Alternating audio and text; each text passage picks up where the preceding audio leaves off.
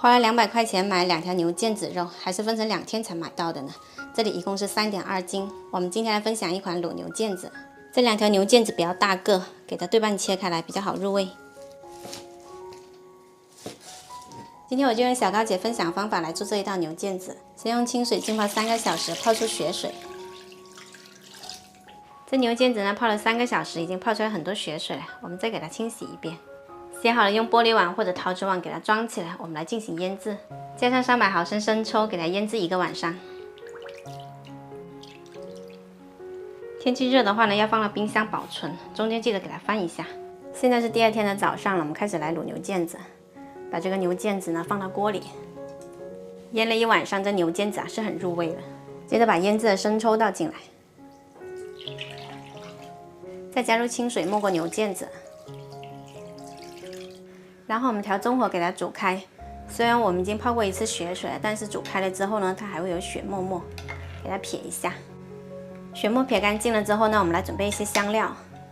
小高姐呢，她是用了这些香料。今天呢，我用我家的这款潮汕卤料包，把卤料包放进来，然后再加入姜片，半个洋葱。接着是我们的第2酱甜面酱，这里是150克，然后是第3酱，3块白腐乳。可以开始调最小火去卤它2个小时，卤好了之后呢，关火焖，焖到冷却的时候再拿出来。我们的酱牛肉已经完全冷却啦。着急吃的话呢，现在就可以开始切片吃了。不过呢，我还是建议放到冰箱冷藏1个晚上再来吃，它的口感会更好。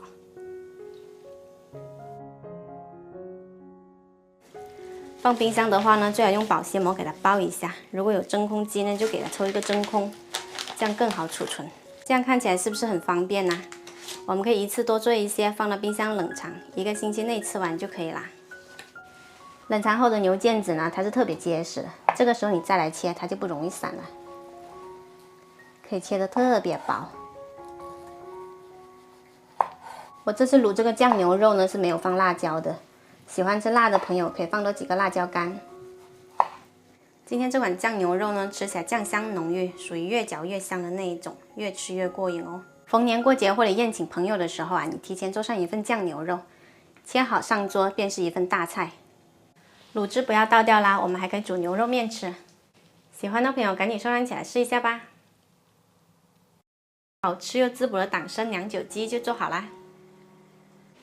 天气还是越来越冷了，今天花了100块钱买了一个土鸡，我们来分享一款简单又滋补的吃法。先把这个鸡呢给它清洗一下。这鸡啊是不是土鸡，我们看着鸡皮就知道了。然后这骨头呢握起来也是特别硬的。洗好了，把鸡肚子剪开，鸡屁屁给它剪去，然后充分沥干水。趁着这个时候呢，我们来捣碎一些姜，挤一些姜汁出来。鸡充分沥干水分呢，它就比较好入味。我们来腌制一下，刚刚的姜汁淋上来，给它涂抹均匀。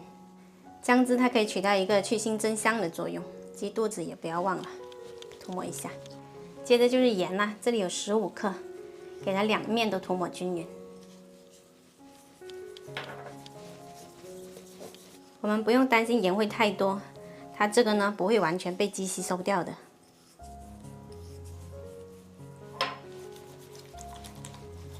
撒完盐之后呢，要给它充分的按摩一下，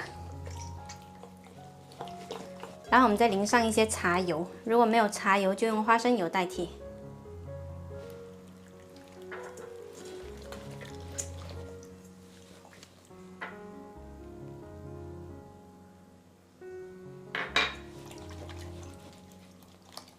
按摩完成了之后呢，我们给它腌制2个小时，这样才比较入味。鸡肝、鸡肾也放进来腌一下。鸡腌好了之后，我们再来兑开一些酿酒，大概倒个30克出来，然后加上1比1的清水，给它兑开，再放上一些姜片，还有红枣，泡开切成段的党参，接着就可以冷水上锅，大火蒸40分钟。时间到啦，好吃又滋补的党参酿酒鸡就做好啦。这个鸡这样做特别的滋补，冬天的时候呢，可以多吃几次，吃完身上都暖烘烘的。我知道你们肯定要问这个汤咸不咸呢？我刚刚偷偷试了，一点都不咸，味道刚刚好。然后这个鸡呢，它又很咸香。喝汤吃肉，喜欢的朋友可以收藏起来试一下。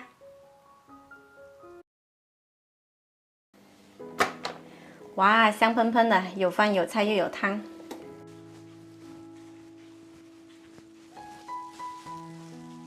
小孩子去上学了，家里就剩我们2公婆，吃饭我也不糊弄。先来煮个米饭，米条洗干净了之后放到电饭锅内胆中，加入适量清水。通常我们还喜欢放上一些腊肠。秋天特别干燥，我们每天都要喝汤的。鸡脚焯过水之后，给它放到锅里，再加入切成块的木瓜，然后是花生米，再来2块姜，最后加入适量清水。然后你再来腌个排骨，排骨洗干净了，加入蒜末跟豆豉，少许生抽，一点点盐，再来少淀粉，最后是食用油，然后给它搅拌均匀，腌制10分钟。腌好了直接铺在南瓜上面，要给它平铺开，这样才容易熟。放到煮米饭的这个内胆上，左边选择柴火饭，右边选择煲汤，就可以开始啦。我们再来准备一份青豆，加上少许盐，一点点食用油，给它拌匀。面上再放上1块肉末，蒸出来会更甜。再来点点生抽。煲汤这边还剩30分钟的时候，把青豆放上来一起蒸。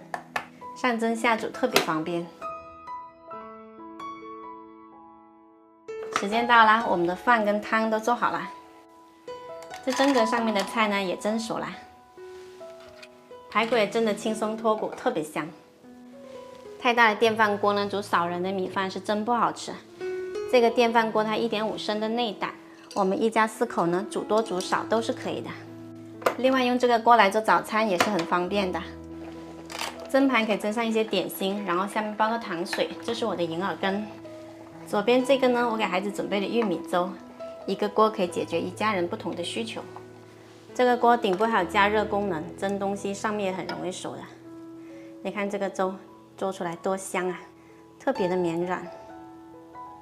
还有看看这个银耳羹，包出了满满的胶质，喜欢的朋友也可以试试哦。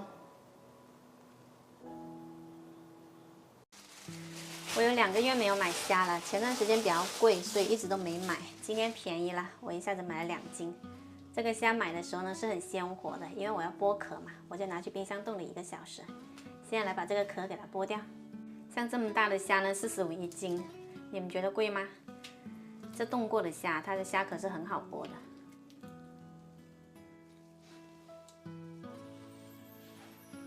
剥了半个小时，2斤的虾呢就剥出来这么一小碗的虾仁。这个虾头不要浪费了，把这虾脑去掉，然后呢，我们等会给它熬个粥啊，或者说炸个虾油。先来处理这个虾仁部分，把水分给它吸干，接着用刀把它拍扁，然后再剁碎。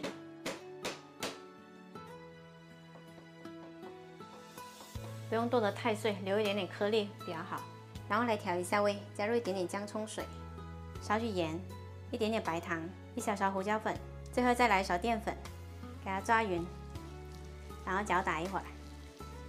搅完了之后再摔打一下。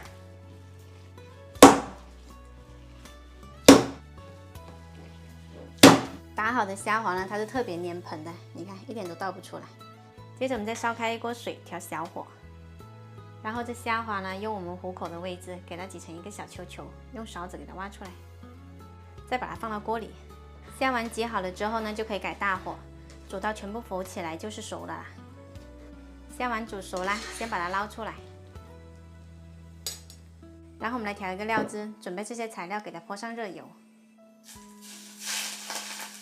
再来调一下味，加入2勺生抽，1勺蚝油，2勺香醋，一丢丢盐。1勺白糖，再来少许矿泉水，或者凉白开也可以。虾丸装好盘了之后呢，把我们调的料汁淋上来，然后给它腌个20分钟再来吃，它会更入味。这好看的食材也要好看的盘子来点缀，它可以增加食欲。我们这道酸甜开胃的泰式虾滑就做好啦，喜欢的朋友可以试一下。